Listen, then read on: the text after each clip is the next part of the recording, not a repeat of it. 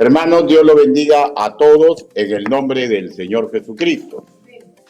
Estamos entrando a tratar la penúltima congregación del Asia Menor que nombra Apocalipsis capítulo 3, la congregación situada en la ciudad de Filadelfia, ciudad cuyo nombre significa amor fraternal.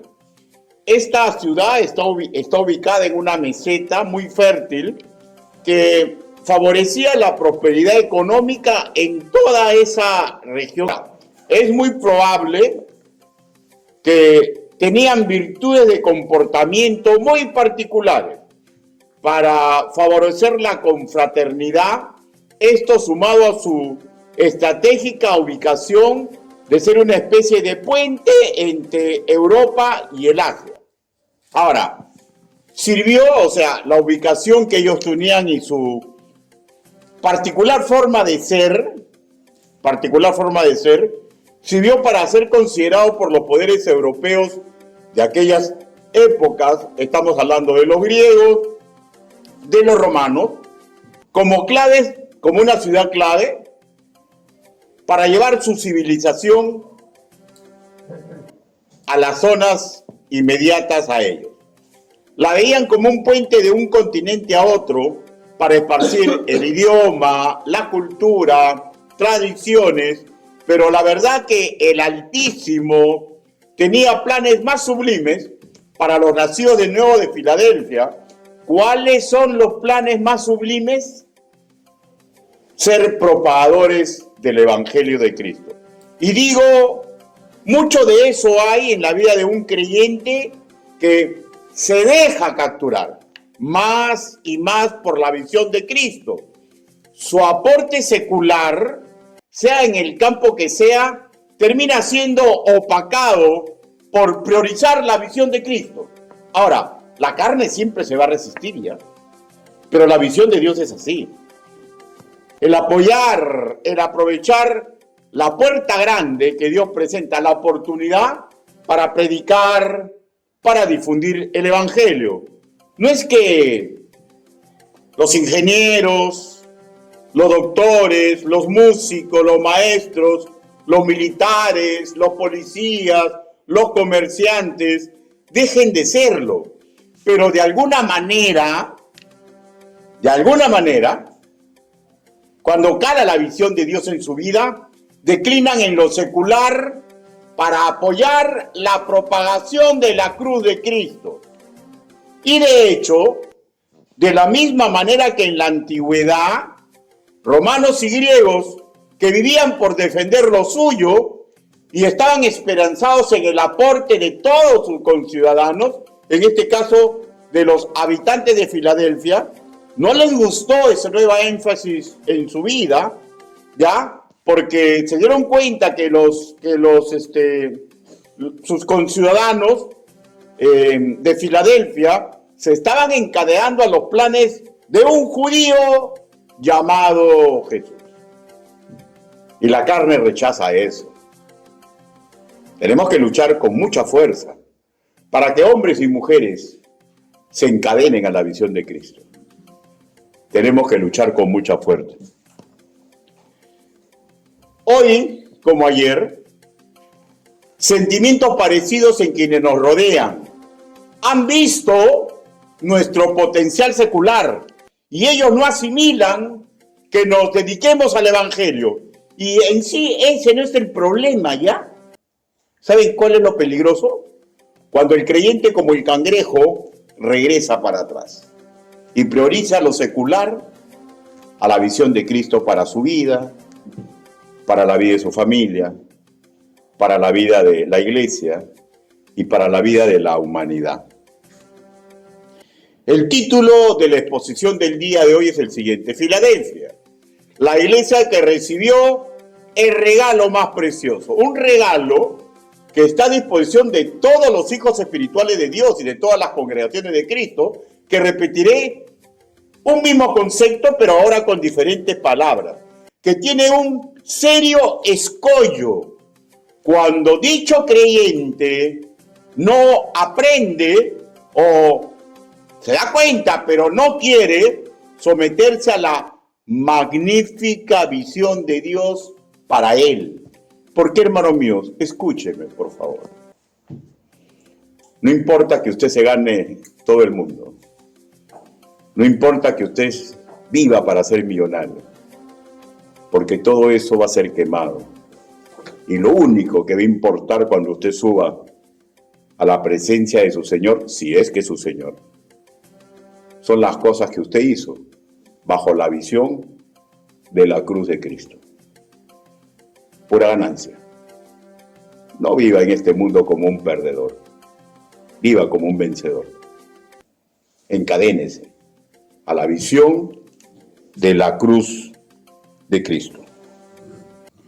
Y en este estilo de vida tenemos que aquilatar las virtudes de comportamiento de los de Filadelfia como válidos y valiosos para el sentido y el propósito de la vida de un creyente. Hermanos, y cuando aceptamos ese propósito y esa visión de Dios para nuestra vida, es cuando Él permite que se abra puerta eficaz para el Evangelio. Puerta eficaz para el Evangelio. Apocalipsis, capítulo 3, versículo del 7 al 8. Si lo tiene, puesto de pie, por favor, pero solamente si lo tiene. Apocalipsis, capítulo 3, versículo del 7 al 8. ¿Lo tenemos? Con excepción de los que están delicaditos, salud, sentadito nomás. Dice la palabra de nuestro Señor. Escribe al ángel de la iglesia en Filadelfia. Esto dice el santo, el verdadero, el que tiene la llave de David, el que abre y ninguno cierra, y cierra y ninguno abre. Yo conozco tus obras. He aquí, he puesto delante de ti una puerta abierta, la cual nadie puede cerrar, porque aunque tienes poca fuerza, has guardado mi palabra y no has negado mi nombre. Todos a mi voz leamos el versículo 8. 1, 2, 3. Yo conozco tus obras. He aquí, he puesto delante de ti una puerta abierta, la cual nadie puede cerrar, porque aunque tienes poca fuerza, has guardado mi palabra y no has negado mi nombre. Palabra de Dios. Incline su rostro, permítame orar.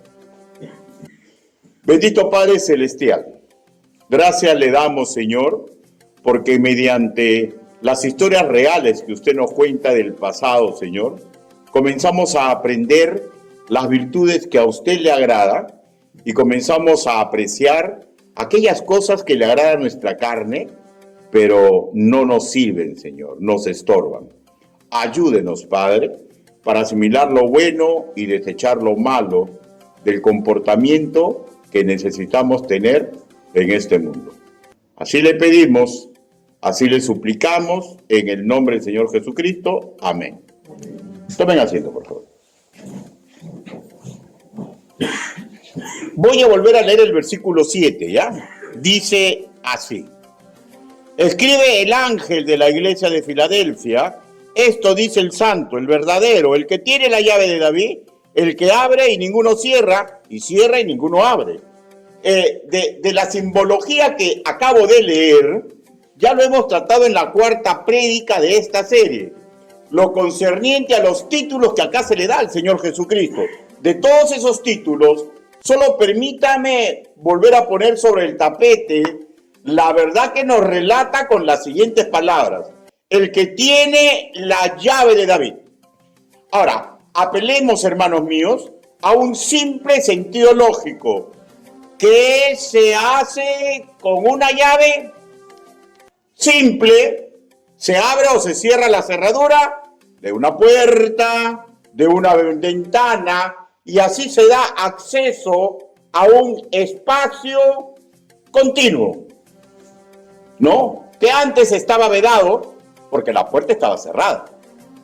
El que tiene la llave de David es una referencia clara que Jesucristo, Dios hecho hombre, tiene pleno y absoluto poder, capacidad divina para dar entrada al tercer cielo, pues Él, como Dios, abre y nada ni nadie puede cerrar e impedir la entrada a quien Él va a llevar a su reino celestial. Ahora, para prueba, un botón. Un delincuente de lo más avesado de su época, sin ninguna posibilidad en este mundo de hacer ninguna obra noble en su comunidad. Le pidió: cuando estés en tu reino, acuérdate de mí. Y él le dijo: de cierto te digo que hoy estarás conmigo en el paraíso. Lucas capítulo 23, versículo 43. Porque Él abre y nada ni nadie puede cerrar e impedir la entrada de quien Él desee llevar al reino celestial. Exegetas de la reputación de MacArthur y Carballosa observan sobre esta parte del versículo y dicen que se refiere al reino de Dios, con algunos bemoles diferentes, estos dos estudiosos, pero todos tienen la misma implicación final, que la puerta que se está abriendo, ¿ya?, va a ser al final para vivir por siempre en la casa celestial. Y por implicancia, ¿ya?, inversamente proporcional, también tiene él, y el único, de mandar al averno. Mateo capítulo 2, versículo 28. A quienes rechazan el regalo de la salvación, pues Él cierra y ninguno abre. Esto último es sumamente simple, ¿ya? Porque Él es un jurista leal, incapaz de transgredir su propio ordenamiento jurídico, en el cual se sostiene su calidad de intachable y sin error. No hay juez más justo que el Altísimo. La oportunidad para la salvación se cierra en el último aliento. En Hebreos capítulo 9, versículo 27 se escribe así: y de la manera que está establecido para los hombres que mueran una sola vez y después de esto el juicio. Leamos ahora por favor versículo 8. Dice: yo conozco tus obras y he aquí que he puesto delante de ti una puerta abierta, la cual nadie puede cerrar, porque aunque tienes poca fuerza, has guardado mi palabra y no has negado mi nombre. El versículo inicia así, ¿no? Ya no lee, escúcheme por favor. Yo conozco tus obras.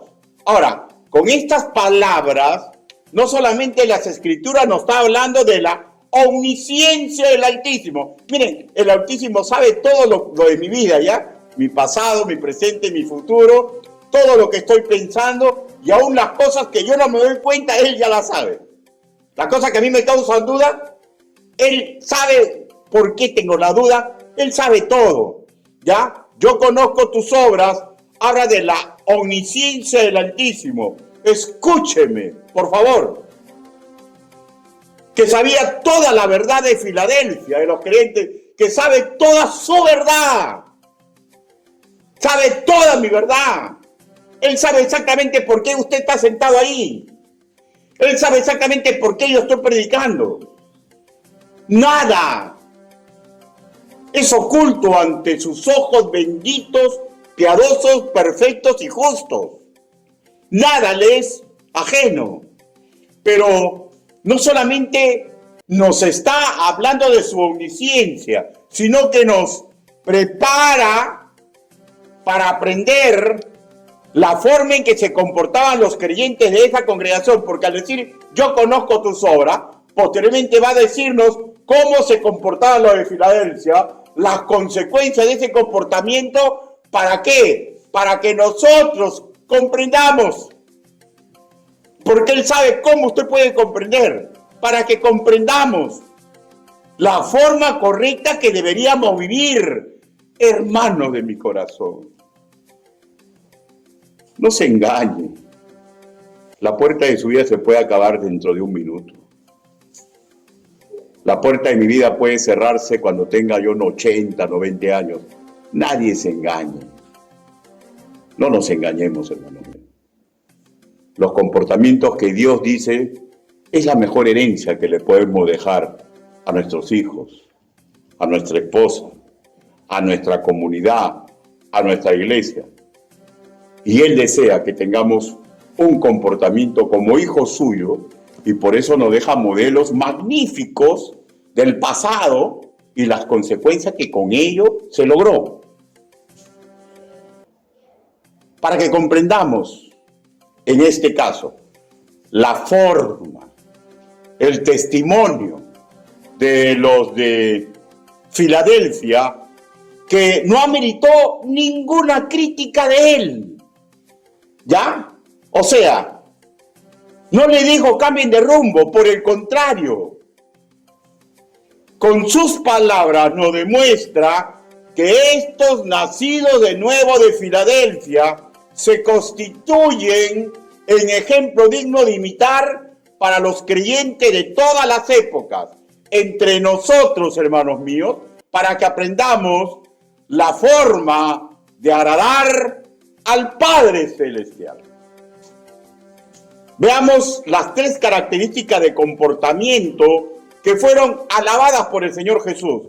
Y leyendo ahora nuevamente el versículo 8, pero en su parte C, dice: porque aunque tienes poca fuerza, primera forma de comportarse, has guardado mi palabra, segunda forma de comportarse, y no has negado mi nombre. Los de Filadelfia tuvieron poca fuerza, pero por igual continuaban trabajando para él. Su testimonio era excelente, ojo que no perfecto, ¿ya? Porque en todo sentido solamente hubo uno entre nosotros que caminó por este mundo que fue perfecto en todo, y es el Señor Jesús.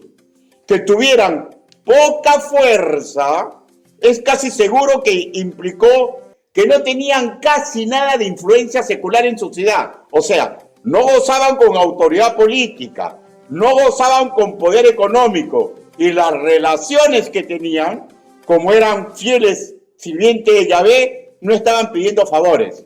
Oye, que mi hijo va a postular, ¿lo puedes hacer para que ingrese? Oye, que tengo un problema en la comisaría, el comisario es tu primo, ¿le puedes hablar para...? No usaban eso, no usaban nada de eso, así pudieran. Poca fuerza, poco nada de influencia secular en su sociedad, de tal forma, por ejemplo, que humanamente hablando ellos no tuvieron capacidad de poder secular para enfrentar las artimañas que tejían contra ellos acaudalados y relacionados judíos, que veían a los cristianos como enemigos por vencer, de los cuales el Señor los catalogó como falsos adoradores de Yahvé. Y eso está en el versículo 8. El Señor dice así: dicen ser judíos y no lo son. O sea, ellos humanamente hablando no tenían capacidad para oponerse contra un grupo. Los judíos siempre son poderosos, ¿no? De mucho billete y muchas relaciones. No podían. El tener poca fuerza en la ideología del activismo traduce una fatal debilidad. Ese no pasa nada, no tiene relaciones, no tiene billete, no tiene nada. Ya, en la ideología del activismo es una fatal debilidad. Pero en la anticultura de Cristo es una verdad suprema que nos conduce, escúcheme por favor, nunca se sienta pobrecito, nunca se sienta débil, porque en la anticultura de Cristo el tener poca fuerza es una virtud suprema que nos conduce a la dependencia, que nos hace más que vencedores. Segunda de Corintios, capítulo 12, versículo 9. Segunda de Corintios, capítulo 12, versículo 9. ¿Lo tenemos? Paso a leer. Y dice: y me ha dicho, bástate mi gracia, porque mi poder se perfecciona en la debilidad. ¿Correcto? O sea, el que tiene poca fuerza, ¿ya? Y no está dispuesto a vivir y usar los modos del mundo, ¿ya? Se somete a Dios, a la dependencia de Dios, y se vuelve más que vencedor. Viviendo así, ¿cómo no iban a agradar a Dios, pues? Viviendo así, ¿cómo no iban a agradar a Dios? ¿Ah? Segundo, los de Filadelfia guardaban la palabra. Los de Filadelfia guardaban la palabra. Lo que leemos en nuestra Reina Valera 1960, guardaban, en el griego koiné es el vocablo kereó, ¿ya? Que tiene la siguiente implicancia. Define un acto de custodiar como lo haría un militar, ¿ya? Ahora, la relación es en relación a la palabra del Señor. O sea, escúchenme, una vez detectada una profecía, impedir que escape su utilidad para que la tiene en depósito, que implicaba, para que no escape su utilidad, lo volvía un mandato. Hablamos de la fidelidad de un adorador en espíritu y en verdad, que vive la sana doctrina y comprende y asimila y se ha sometido que lo que sabe de Dios no es para solamente guardarlo, es para cumplirlo. Viviendo así, ¿cómo no iban a agradar a Dios? Tercero, los de Filadelfia, ya, el Señor Jesús le dijo, y no has negado mi nombre. Implicaba una fidelidad, ya, que aunque sean atacados por el sistema del mundo, ataques ante lo cual su fidelidad no variaba. O sea, ponían en obra sus convicciones y no cesaban de poner sus convicciones. Por ejemplo, viene una persona y me cabe en mi trabajo, hablándole mal a mi jefe. ¿Cuál es mi convicción? ¿Me someto a Dios? ¿O sé los entripó de esa persona y voy también al jefe y comienzo? Ellos no hacían eso. Ellos, hermanos míos, tenían la fidelidad aprendían a sufrir por Cristo y no estaban buscando venganza. Fieles. Y viviendo así, ¿cómo no iban a agradar a Cristo? Lo voy a expresar más actual, ¿ya? Por miedo. No, hay veces, ¿no? Vienen los jefes y nos amenazan, ¿no? Bueno, si no haces esto, te vas. Pero es algo ilegal. Bueno, ya sabes. Por miedo o por conveniencia, dejar de comportarnos como discípulos de Cristo. Si bien es cierto, en la actualidad no sufrimos las persecuciones de las épocas bíblicas, que implicaban peligro de muerte, peligro de cárcel y confiscación de todo tu dinero, lo voy a hacer más actual, ¿ya? ¿Por qué? Porque las persecuciones en la actualidad son más sutiles, ¿no? Por ejemplo, el bullying, pues, que intenta intimidar a los jóvenes, ¿no? Para que se integren a sus modos nada píos y santos de los jóvenes de su comunidad, ¿no? Oye, vamos a tomar unos traguitos. No, yo no tomo. Oye, ¿por qué eres monja? ¿Qué pasa? Oye, vamos a ir con esas chicas a tal sitio. No, yo no puedo. ¿Cómo? Oye, pero si la chica pregunta por ti, que eres medio raro, ¿tú qué pasa? Bullying, pues. Bullying. ¿No es cierto? ¿Para qué es el bullying? El bullying es para que nosotros nos adecuemos a ellos. Pero escúcheme, por favor, esos niños o esos jóvenes no los podemos catalogar de malos, ¿ya? Pero sí sabemos que detrás de ellos está el gran titiritero, que es el demonio. ¿Cuál es la trama? La trama es de que los creyentes se alejen del camino del Evangelio. Y mil y un tretas más, ¿ya? Ahora, Y estos ataques sutiles, estas persecuciones, no importa la edad de usted ya, no importa su sexo ya, no importa su condición socioeconómica, no importa su nacionalidad, el objetivo del titiritero del mal es el mismo: alejarnos de los caminos del Evangelio. Y estos de los Filadelfia no aceptaban. Preferían morir a negar el nombre de Cristo.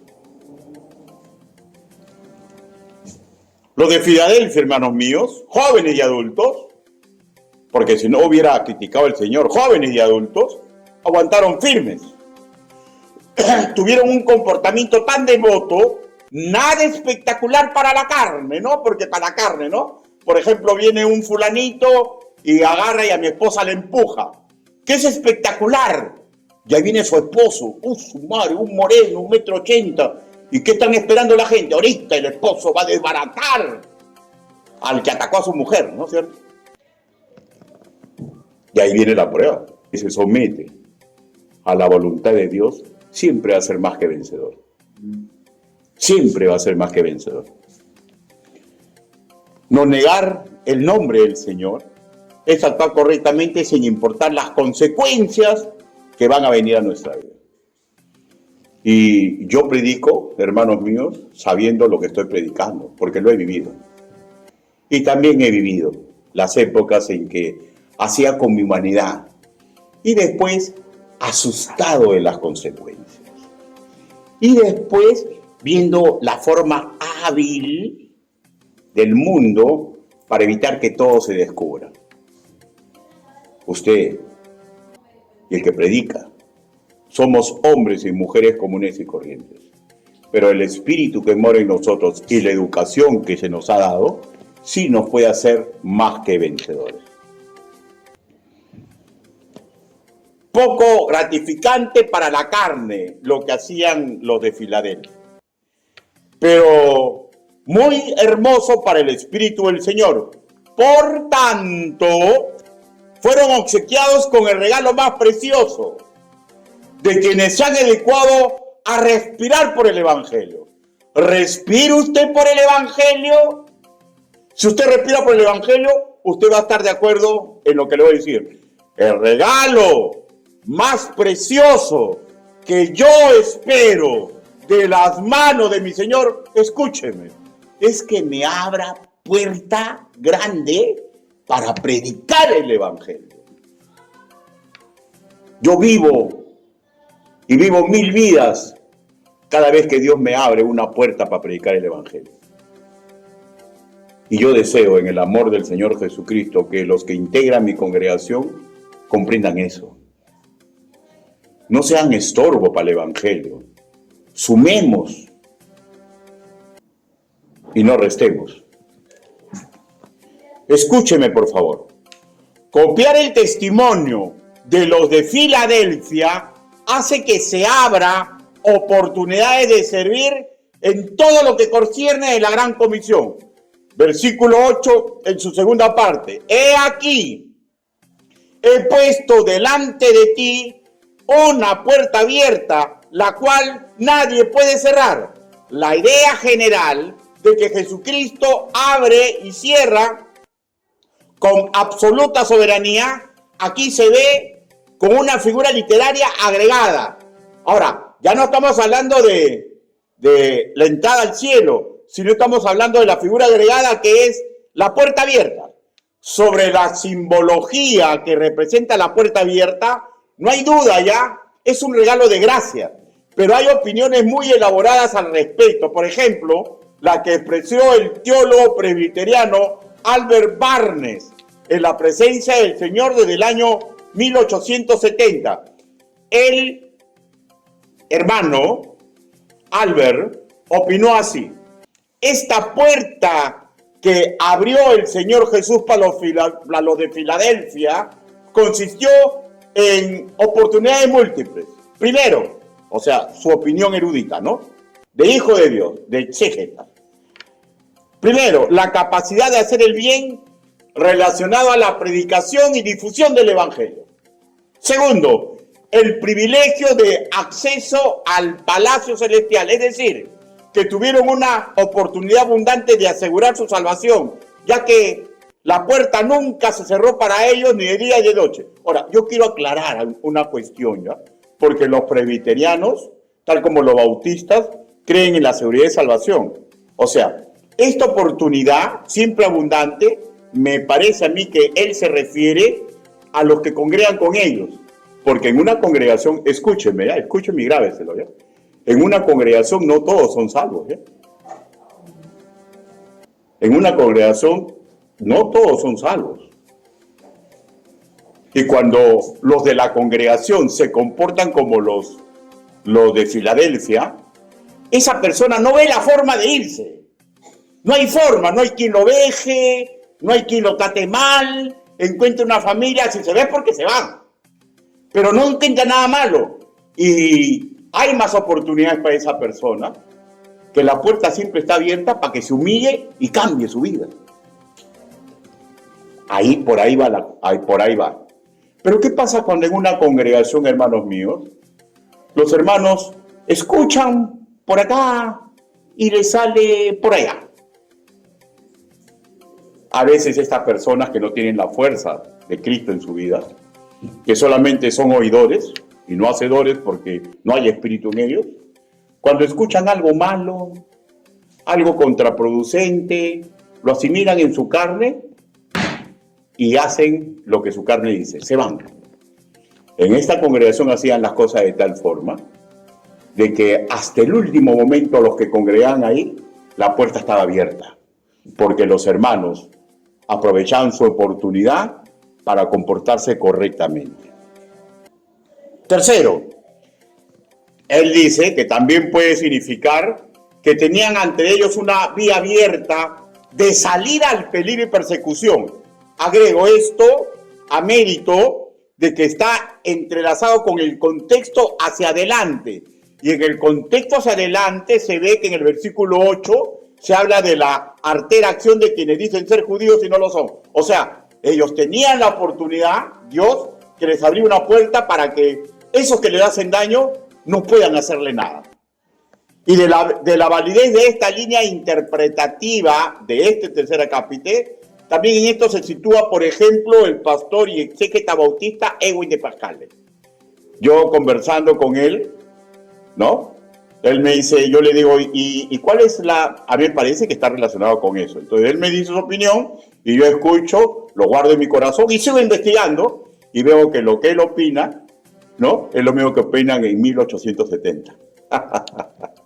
Porque la verdad de Dios siempre le encuentra a aquellos que se dedican a buscar la verdad, ¿no? Pero es un solo punto, pero mi hermano en Cristo encuentra tres vertientes de la oportunidad, ¿no es cierto?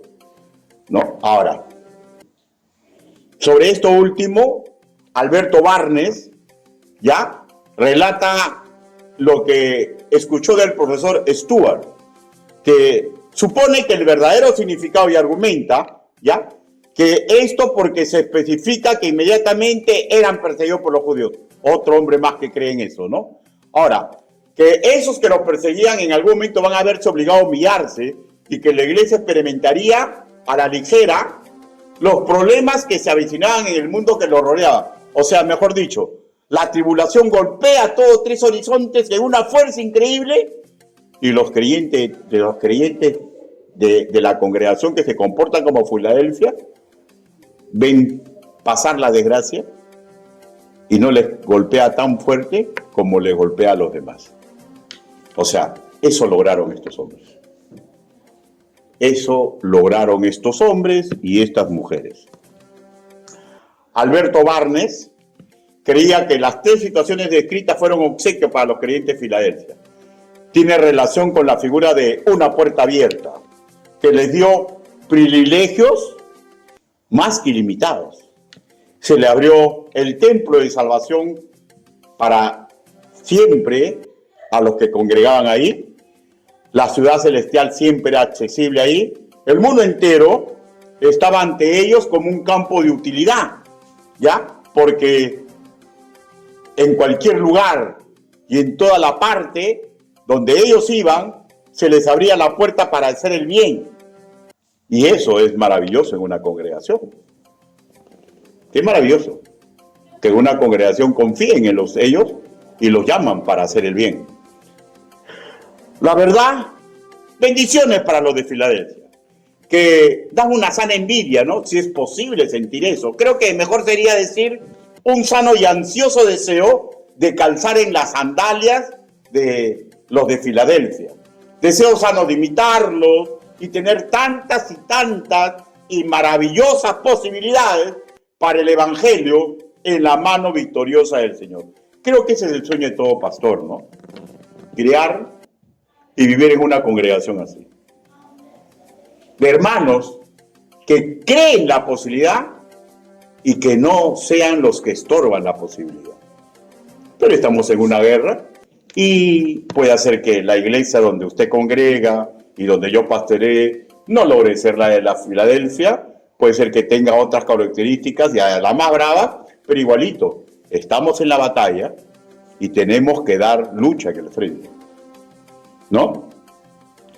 La figura literaria, hermanos, de la puerta es usada en otros pasajes escriturales, ¿ya? Por ejemplo, 1 Corintios capítulo 16, versículo 6, 2 Corintios capítulo 2, versículo 12, Colosenses capítulo 4, versículo 3, que guardan relación, ¿ya?, con la predicación del Señor, del Evangelio del Señor Jesús, asuntos en los cuales me voy a explayar más adelante. Esta puerta abierta, que el mismo Señor provee, no es una creación creada divinamente para una sola congregación, ¿ya? Es una promesa general para toda su iglesia, de todas las épocas y latitudes donde ha existido. Pues Dios, hermanos míos, nunca va a estorbar y nunca va a dejar sin ayuda a los que están encadenados a la gran comisión y que suman un testimonio agradable a él. Cuando leemos en castellano, he puesto, en el griego koiné, didomi, verbo escrito en perfecto indicativo, que implica una acción completada con resultados perdurables.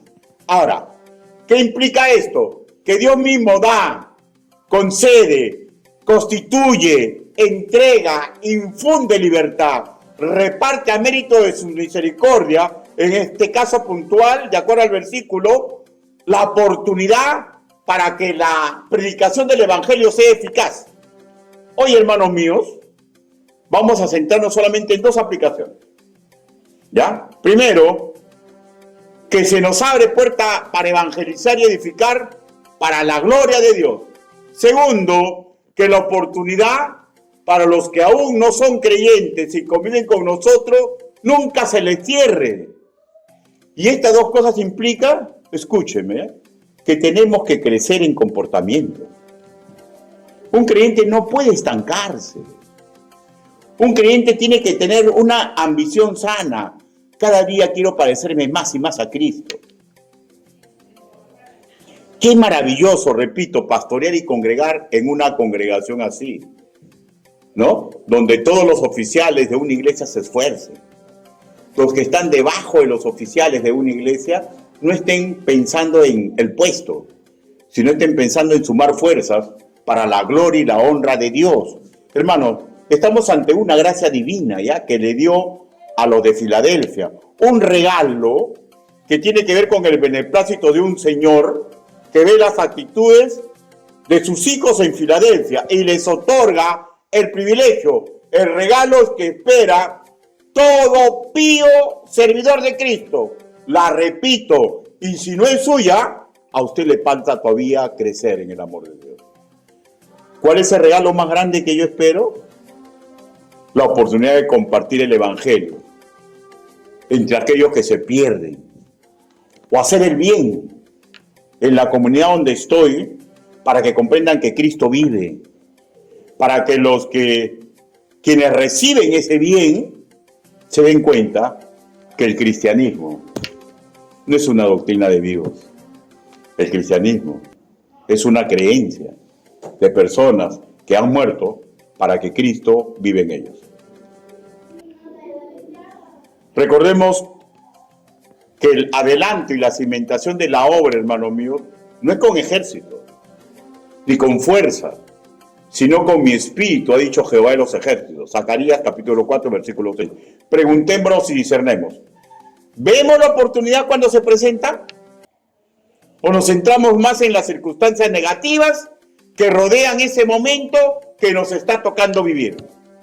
Por ejemplo, yo sé de buena fuente que creyentes que están a punto de ser operados y anestesiados, le están hablando de Cristo al anestesiólogo.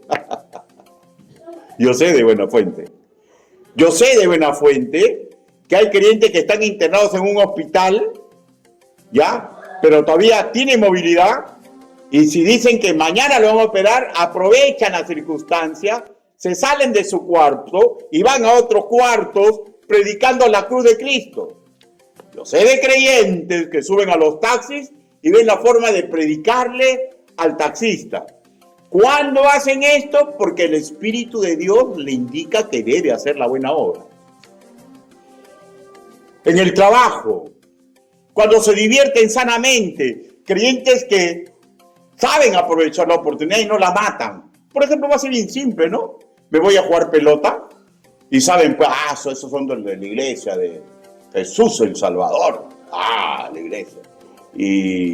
Y van, pues, no, los creyentes con su pastor o sin su pastor, con una señorita, y comienza el partido de fútbol y comienzan los ajos y la cebolla, comienzan las patadas. ¿Abrirán la puerta del evangelio o la están cerrando? Es que si un creyente no comprende eso, todavía su corazón no ha sido capturado completamente. Y no comprende que el máximo regalo que Dios me da es que mediante mi persona se abra puerta grande para el evangelio y no le estorbe. Pastor, ¿por qué ocurre eso? Puede ser porque usted no ha sido educado, pero esa excusa se rompió. Y va a depender, simple y llanamente, que queramos entregarle nuestro corazón a Cristo. Que queramos entregarle nuestro corazón a Cristo.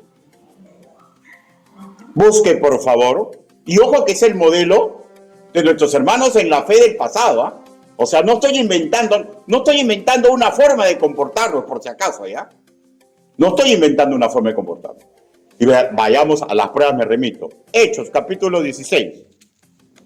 Hechos, capítulo 16. Qué terrible estar en una cárcel, ¿no? Qué terrible estar en un hospital para que te vayan a operar, ¿no? Qué terrible de ser, hermano, ¿no? ¿No? Terrible, terrible. Hechos, capítulo 16. Pero somos creadores de oportunidades. No debemos malograrlas. Hechos, capítulo 16, versículo 23. ¿Lo tenemos, hermanos? Dice, después de haberles azotado mucho, los echaron en la cárcel, mandando al carcelero que los guardase con seguridad, o sea, con saña, ¿no? Porque, o sea, ten cuidado con esos patas, frígalos y frígalos bien, ¿no es cierto? El cual, recibido este mandato, los metió en el calabozo de más adentro y los aseguró los pies en el cepo. O sea, ya pues, atención privilegiada, frígalos, son predicadores de Cristo, ¿no? Pero a medianoche, orando Pablo y Silas, cantaban himnos a Dios y los presos los oían. Entonces sobrevino de repente un gran terremoto de tal manera que los cimientos de la cárcel se sacudían y al instante se abrieron las puertas y las cadenas de todos se soltaron. Despertando el carcelero y viendo abiertas las puertas de la cárcel, sacó la espada y se iba a matar, pensando que los presos habían huido. Mas Pablo clamó a su voz diciendo, no te hagas ningún mal, pues todos estamos aquí. Él entonces, pidiendo luz, se precipitó adentro y temblando, se postró a los pies de Pablo y de Silas. Y sacándolos le dijo, señores, ¿qué debo hacer para ser salvos? Ellos le dijeron, cree en el Señor Jesucristo y serás salvo tú y tu casa. Nuestros hermanos mayores aprovechaban la oportunidad y veían cosas grandes y maravillosas. El modelo es bíblico. No es un modelo que yo estoy inventando. El modelo es bíblico. El Señor permite, nos da la oportunidad. Y nosotros tenemos que tener un comportamiento idóneo y no sabemos cuándo va a haber el terremoto en el corazón de esa persona. Yo soy producto de un hombre que creó la oportunidad. de un hombre que creó la oportunidad. No estoy hablando de un creador de oportunidades a título personal, sino congregacional, ¿ya? ¿Y saben por qué, hermanos míos? Porque es un trabajo de equipo. Pregunto, ¿ayuda usted en algo para crear las situaciones para el evangelio? Por ejemplo, en lo económico, ¿no? ¿Desde cuándo hemos descuidado el amor fraternal en lo diaconal? Un botón, la canasta de amor. ¿Desde cuándo usted ha descuidado ese amor diaconal? ¿Ah? Podemos seguir, ¿no es cierto? Creadores de oportunidades, ¿no? Por ejemplo, ¿cuál es la fuerza arrolladora del cristianismo? La oración. La oración que le corresponde a un creyente, ¿no? Pregunto, ¿desde cuándo, sí pudiendo, usted no asiste a la oración congregacional? ¿O no es que somos un equipo? ¿Ah? Pregunto, ¿no? Lo que dice la Biblia, Hechos capítulo 6, versículo 4. Y nosotros persistiremos en la oración y en el ministerio de la palabra. No es que somos un equipo, no lo busque, escuche nomás. O en la oportunidad personal, ¿no? Cuando le dicen, por ejemplo, mañana o la próxima semana predicas. No hay quien predique. ¿Podrías hacerlo? No, no puedo, soy muy joven. No, no puedo, soy mujer. No, no puedo, no tengo tiempo. Me gustaría, pero dar algo, pero no, soy muy pobre. Soy, y no puedo, y no puedo, y no puedo. Respuesta y actitud incorrecta. La verdad, no podemos, porque somos creyentes, que desaprovechamos la oportunidad. Que abre nuestra autoridad ministerial que regenta, o que se abren todos los años en enero cuando se presentan los planes de trabajo. O no aprovechan la oportunidad cuando directamente la cree el Señor, y así nos negamos a colaborar y desperdiciamos, hermanos míos, el obsequio más precioso que un creyente puede obtener: cruzar la puerta eficaz del evangelio. Y yo deseo ser muy claro, ¿ya? Porque me gusta hablar las cosas bien correctas, ¿ya? El Señor no nos va a dar látigo si hacemos así, ¿ya? ¿Saben por qué? Porque Él nos comprende más de lo que nosotros mismos nos comprendemos. Él sabe nuestra lucha contra ideología de hombres. Sabe sobre la fuerza de la carne. ¿Cuánto aprender, no? Sobre los creyentes de Filadelfia, ¿no? Que lucharon contra todo esto y vencieron. ¿Podemos vencer nosotros? Yo creo que sí. Porque somos más que vencedores en Cristo que nos fortalece. ¿Cómo nos fortalece Cristo? Educándonos. La puerta eficaz nunca la cierra el Señor cuando la abre, pero sí la cierra cuando el creyente no acepta su privilegio y responsabilidad que se le está dando. La puerta está ahí. Si tiene usted la llave, ya no necesita tocar. Pero si no usa la llave de Cristo, toque. Pídale a sus hermanos mayores una nueva oportunidad. La fuerza eficaz para difundir y compartir la palabra de vida, la oportunidad de servir, la oportunidad de dar. No cierre usted la puerta. El mundo no la puede cerrar. El demonio tampoco. Y Dios la cierra ¿a mérito de qué? De que el creyente que se le dé el privilegio no acepte usar la llave del Señor. Ideología de hombre. Miedos de seres humanos. La oportunidad, la puerta abierta, no implica que los que escuchan se van a salvar, ¿ya? Implica simplemente que seremos usados para que la voz del Espíritu Santo les dé convicción de pecado, si están en pecado, o les confirmen la fe, o sientan gozo, ¿no? Por estar en buen camino agradable al Señor. Repito, nunca la cierra el Señor cuando Él la abre, pero sí la cierra cuando el creyente no acepta su privilegio y su responsabilidad. Y por eso le decía, no sean muy fuertes con ustedes mismos, porque fallamos todos.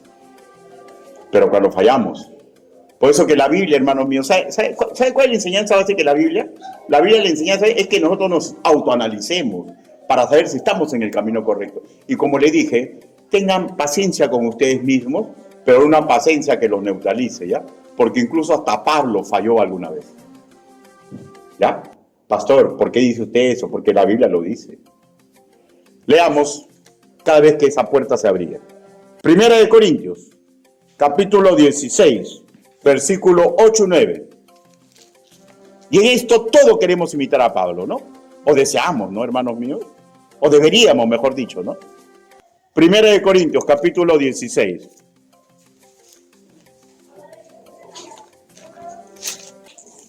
Primera de Corintios, capítulo 16. Versículo del 8 al 9. ¿Lo tenemos? Dice, porque se me ha abierto puerta grande y eficaz, y muchos son los adversarios, ¿no? ¿Está bien o no? Porque se me ha abierto puerta grande y eficaz, y muchos son los adversarios. Miren, acá se aprecia las dificultades que cree el enemigo espiritual mediante el sistema del mundo, pero a su vez vemos cómo Pablo no dejó pasar este magnífico regalo y oportunidad. Predicador. Pero yo tengo esa interés para predicar el evangelio.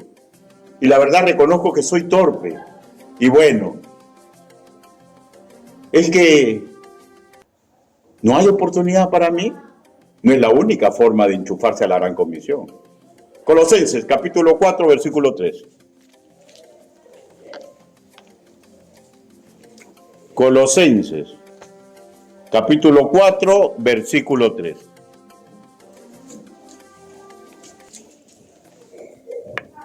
¿Lo tenemos, hermanos?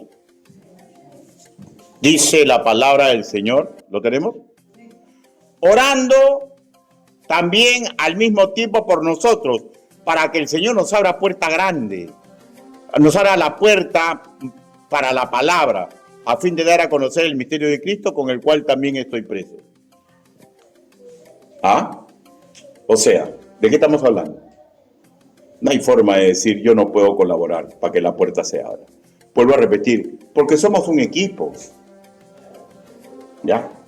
¿Cómo se abre la puerta con una canasta de amor? ¿Cómo se abre? ¿Se han puesto a pensar? Un hermano o una hermana que está con problemas y de repente se le entrega la canasta y se siente amado y que está escuchando las enseñanzas y se da cuenta que no es el pastor, se da cuenta que no es el diácono, se da cuenta que es Dios usando a la congregación que ha adoptado por familia. Pero tenemos que colaborar, claro, si comprende, ¿no? Si ha vencido su carne, ¿no? Pastor, yo tengo 80 años, yo ya no puedo salir a predicar y he sido torpe. Pregunto, ¿pero no puedes orar? Es que los días de culto no se avisa el mensaje, es que no sabe cuándo se va a predicar, es que no sabe que puede llegar a alguien, es que no se da cuenta que somos un equipo de trabajo y si no puede predicar, ¿puede orar? Porque todo abre la oportunidad del evangelio. Y una forma más. Filipenses, capítulo 4, versículo del 14 al 17. Filipenses, un poquito más atrás. Filipenses, capítulo 4, versículo del 14 al 17. Pablo, hermano mío, con esta palabra dio testimonio de la generosidad económica de los hermanos de su época. Filipenses, capítulo 4, versículo del 14 al 17. La palabra del Señor dice así. Filipenses.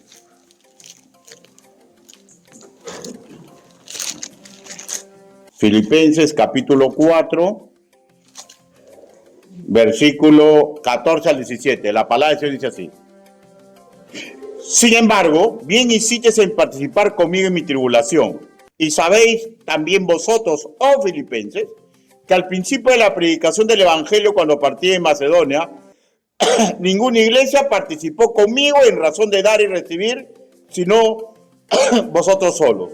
pues aún a Tesalónica me enviaste una y otra vez para mis necesidades. No es que busque dádivas, sino que busco fruto que abunde en vuestra cuenta.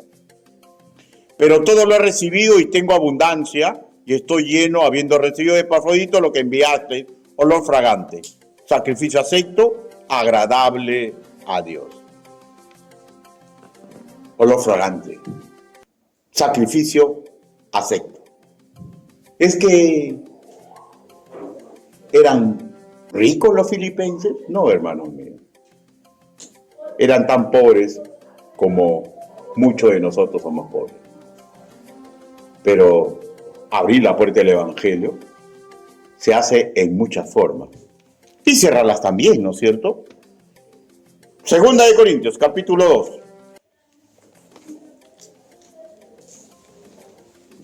No tenga más opinión de lo que usted es, ¿ya? Y si alguna vez ha fallado, no piense que es el único, ¿ya? No piense que es el único. Segunda de Corintios, capítulo 2. Versículo del 12 al 13. Pablo dice, ¿lo tenemos, hermanos? Cuando llegué a Troas para predicar el Evangelio de Cristo, aunque se me abrió puerta en el Señor, o sea, el Señor le dio la oportunidad, ¿no? No tuve reposo en mi espíritu por no haber hallado a mi hermano Tito, así, despidiéndome de ellos, partí para Macedonia. ¿Qué está hablando? Que no aprovechó la oportunidad. Se dio cuenta que el Señor le había abierto la puerta grande, pero estaba bajoneado mentalmente, ¿no? A veces nos bajoneamos mentalmente. Se bajonea usted mentalmente y Dios le abre la puerta grande. Yo aún recuerdo el último de mis padres que partió. Mi madre. Y se me abrió puerta grande. Y la verdad, quería llorar. Y tengo un cuñado que es pastor también. Pero me dijo, tú predica. Y se me abrió la puerta grande. Pero ¿saben qué? Muchas veces se me ha abierto la puerta y no he pasado la puerta. A Pablo le ocurrió, a usted también probablemente. En lo económico, en la fuerza de la oración, en la fuerza de la predicación. Puede hacer que usted no cruce la puerta porque está bajoneado mentalmente. Y Dios lo comprende. Pero para eso se nos educa. A Pablo le sucedió, a mí también me ha sucedido varias veces. Y yo estoy seguro que a usted también, en muchos aspectos le ha sucedido. Pero la verdad del asunto, hermanos míos, que tenemos que retomar, porque Cristo murió en la cruz para darnos un plan maravilloso. ¿Saben cuál es el plan maravilloso? En pocas palabras, que colaboremos para que esa puerta se abra y nunca se cierre para nuestra congregación. El magnífico regalo de colaborar en el pregón del Evangelio. Ninguno de nosotros, hermanos míos, la tenemos fácil. Pero por favor, colaboremos con ese regalo maravilloso que Cristo nos da. Lo de Filadelfia es una iglesia que tiene mucho por enseñar. Tengamos ese amor fraterno de ayudar a los que ya son salvos. Tengamos ese amor fraterno de ayudar a nuestros hermanos que aún no abren los ojos. Tengamos ese amor fraterno. Hay que darle gracias, hermanos míos, porque existieron estos de Filadelfia y mediante su sufrimiento y su trabajo permite que se extraigan enseñanzas de verdad para que nosotros crezcamos en la medida de que podamos agradar a nuestro Padre Celestial y no venga ninguna crítica a nuestra vida. Ojo que las críticas de Dios son para mejorar y no para dañar. Inclinen su rostro. Vamos a orar. Bendito Padre Celestial, gracias Señor, porque mediante su palabra, Señor, nos enteramos de cómo se comportaron nuestros hermanos, lo que sufrieron, los retos que a veces no pudieron superar. y los retos que superaron. Señor, nos damos cuenta que ninguno de ellos fue un superhombre, que Pablo, Señor, fue un hombre común y corriente, que tuvo, Señor, momentos fuertes y algunos momentos débiles. Lo que nos da aliciente, Señor, porque usted, mi Dios santo, no nos flagela, pero quiere lo mejor de nosotros. Ayúdenos, Padre, para que nosotros no seamos los que cierran la puerta y seamos, Señor, los que estamos aprendiendo a colaborar para que la fuerza eficaz del Evangelio se pueda dar en nuestra vida y en la vida de nuestra congregación. Así le pedimos, así le suplicamos, en el nombre bendito, precioso y poderoso del Señor Jesucristo. Amén. Dios lo bendiga, hermano.